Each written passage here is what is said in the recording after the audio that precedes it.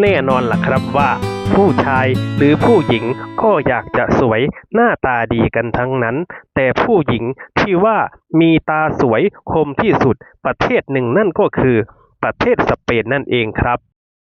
และมีอีกหลายประเทศมากๆครับที่สาวสวยๆเยอะแยะหน้าตาดีมากมายไม่เว้นแม้กระทั่งประเทศไทยเรานั่นเองครับมีสาวสวยๆหน้าตาคมๆมากมายจริงๆเรียกได้ว่าไม่เป็นสองรองใครเลยทีเดียวครับแต่หลายๆประเทศก็มี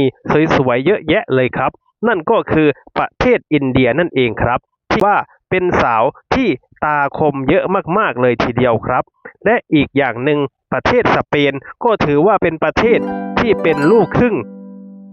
และเป็นที่สาวสวยตาคมได้อย่างลงตัวจริงๆจนเถียงไม่ได้เลยล่ะครับหลายคนก็อยากจะไปเที่ยวหลายๆประเทศเพื่อที่จะอยากไปชมวัฒนธรรมอันงดงาม